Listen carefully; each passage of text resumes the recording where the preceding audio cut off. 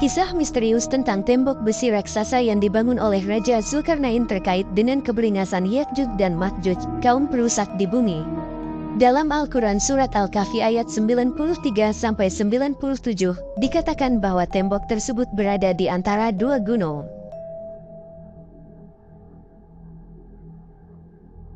Assalamualaikum warahmatullahi wabarakatuh, sahabat beriman. Alam semesta menyimpan banyak misteri yang sangat sulit diungkapkan oleh nalar manusia. Salah satu misteri tersebut adalah beberapa tempat di bumi yang keberadaannya masih tersembunyi. Menariknya, beberapa tempat ini disebutkan dalam kitab suci Al-Quran. Namun, manusia modern masih belum bisa menemukan beberapa tempat misterius yang disebutkan dalam Al-Quran. Banyak orang telah mencoba mencarinya, tetapi tetap tidak berhasil. Tentunya, ini bisa dimengerti karena bumi sendiri sangat luas, mencapai 500 juta kilometer persegi, dengan 30% daratan dan 70% lautan. Jadi, luas daratan hanya sekitar 149 juta kilometer persegi, dan masih banyak tempat yang belum dijelajahi. Hal ini sangat menarik untuk dibahas. Apakah tempat-tempat yang belum dijelajahi itu termasuk yang disebutkan dalam Al-Quran dan hadis? Sebelum kita melanjutkan ke videonya, ayo dukung siar Islam dengan menekan tombol subscribe dan aktifkan loncengnya untuk mendapatkan update terbaru.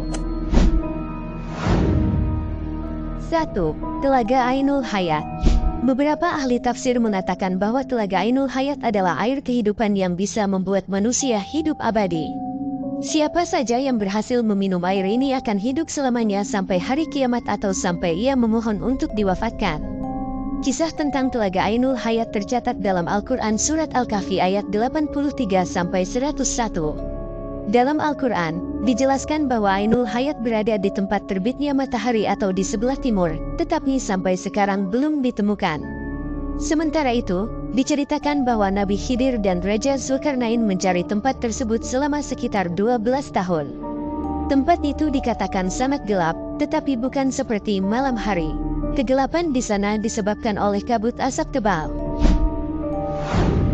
2. Tembok Ya'juj dan Ma'juj. Kisah misterius tentang tembok besi raksasa yang dibangun oleh Raja Zulkarnain terkait dengan keberingasan Ya'juj dan Ma'juj, kaum perusak di bumi. Dalam Al-Quran Surat Al-Kahfi ayat 93-97, dikatakan bahwa tembok tersebut berada di antara dua gunung. Diceritakan bahwa Ya'juj dan Ma'juj adalah manusia keturunan Nabi Adam.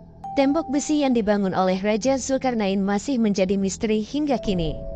Beberapa orang mengira tembok ini adalah tembok besar China. Ada juga yang percaya bahwa tembok Ya'juj dan Ma'juj terletak di antara Samarkand dan India.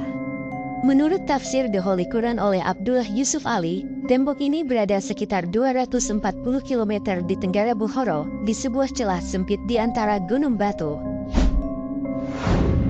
3. Gunung Qaf. Gunung ini pernah disabdakan Nabi Muhammad ketika sahabat beliau yang bernama Abdullah ibn Salam tengah bertanya kepada Nabi, "Ya Rasulullah, dengan apa bumi ini bisa tenang?" Nabi bersabda, "Dengan beberapa gunung."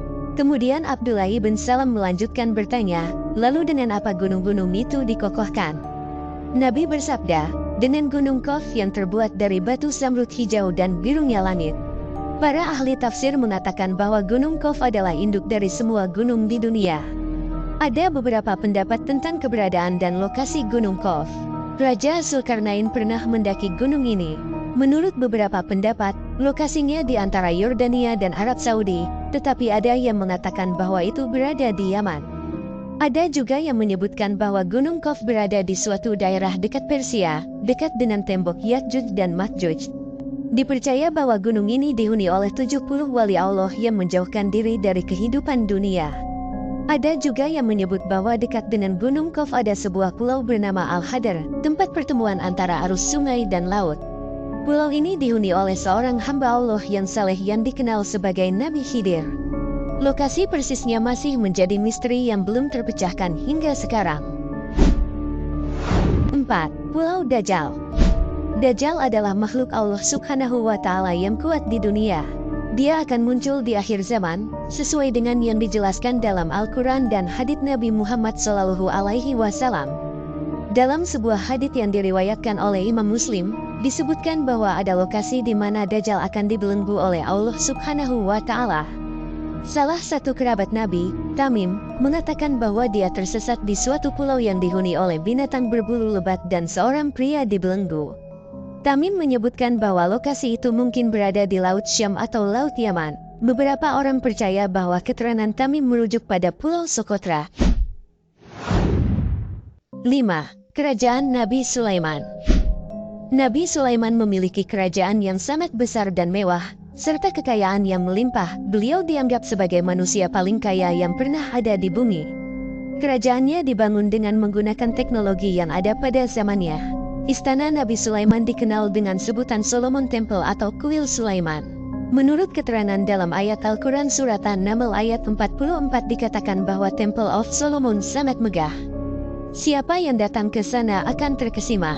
Sepeninggalnya Sulaiman, istana itu hancur bukan karena runtuh tapi diruntuhkan orang Yahudi yang sombong dan angkuh seperti dijelaskan dalam Surat Al-Isra ayat 4-7.